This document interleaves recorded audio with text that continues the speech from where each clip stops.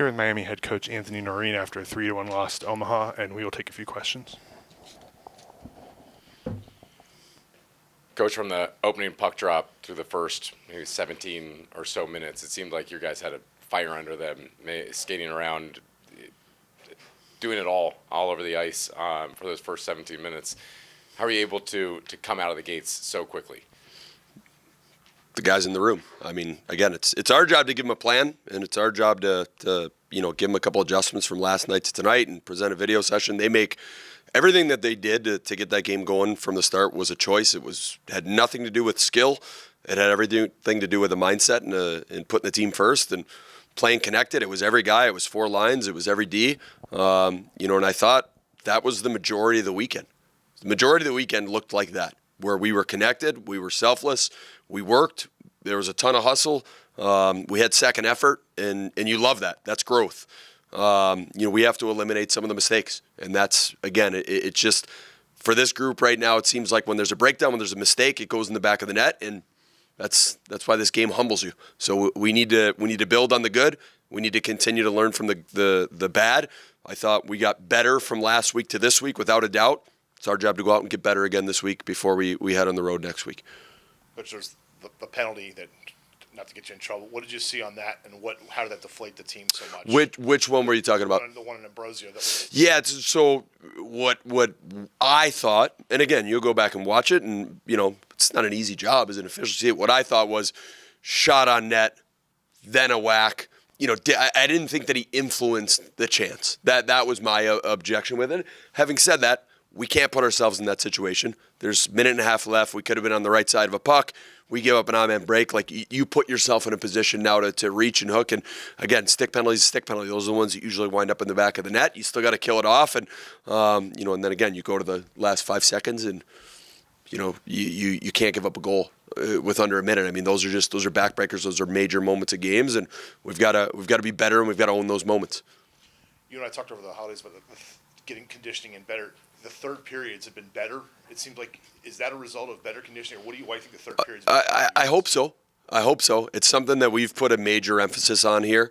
Really, I would say it's been the whole season, but I think we've really doubled down on it after the series at UNO and just made sure we had a long time there with a few amount of games. And again, we might not be able to make our group the most skilled group or most talented group in the country.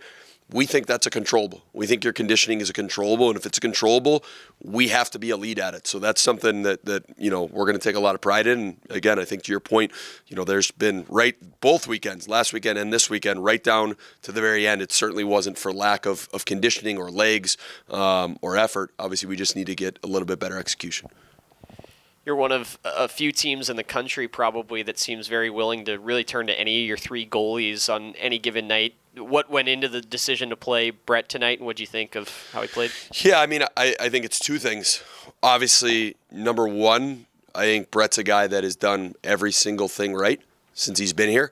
I think the game against North Dakota gave him some confidence, and I think if he hadn't gotten that game in before the break, I think it would have been harder to throw him in this game, but I think he was feeling good, and he's had his best stretch of practices, obviously what we get to see every day since coming back from break, obviously with Dolls being down for a while.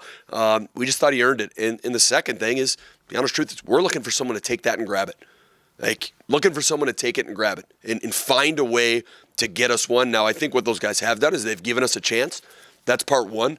Part two, and what you need is once in a while somebody just needs to take one. And you see it all the time in hockey. You see it all the time in sports where someone in the key position just takes a game. And, when somebody does that, they'll take control of the net. Until then, we're going to see who's willing to do it and who's capable of doing it. Those 2 goals at the end of the first, I mean, in quick succession, the 59.9 seconds left on the first one and then 0.5 on the last one.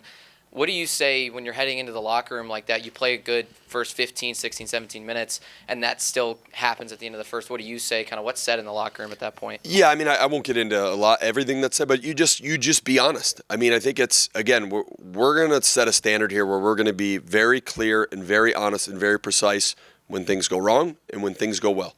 Here's where we got off track. Here's the detail involved in it, the work, the choice, the decision involved in it. This is what it looks like. And you try and fix it, correct it, so that it doesn't happen again. And when you do those things, you challenge the rest of the group to think themselves through that situation. So it's not just, hey, this one guy made a mistake in this one-off situation. You're going to be in that situation multiple times this year, the rest of your career here. Let's all put ourselves in that situation. Let's think through it, and let's try and be better the next time that we're in it. So it's, those are teachable moments. I mean, again, when you're in these tight games and when you're falling on the wrong side of them, it's hard.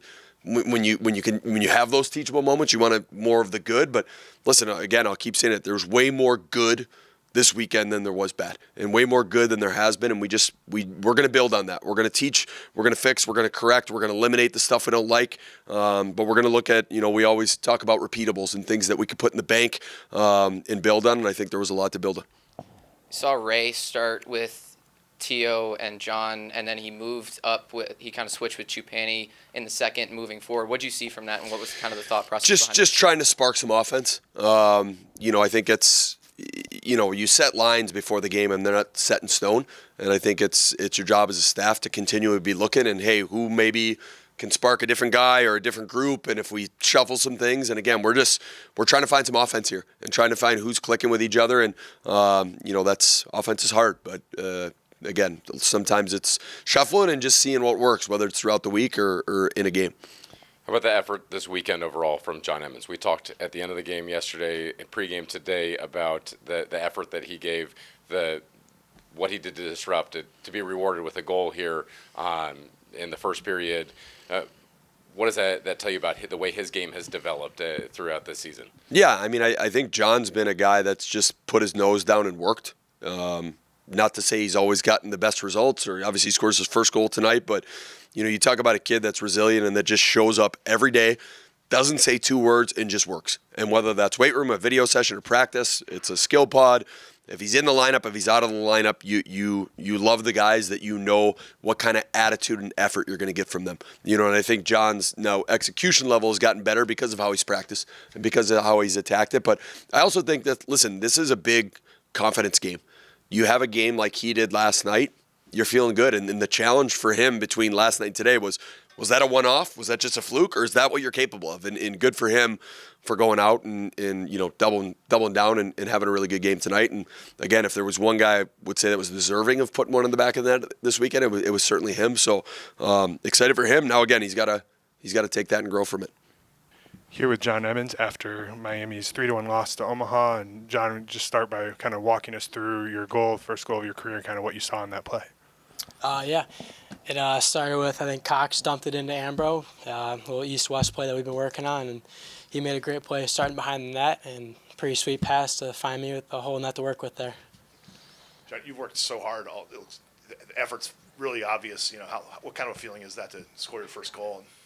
It was pretty cool, especially at home. It was pretty special to see all the Red Hawk fans there, and it was nice that Amber could put that on a platter for me there.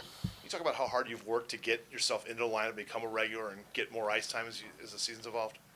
Yeah, I feel like being that's part of being a freshman, kind of working to get in the lineup and stay in the lineup, and I've just been trying my best to do what helps the team win and help me get more minutes there.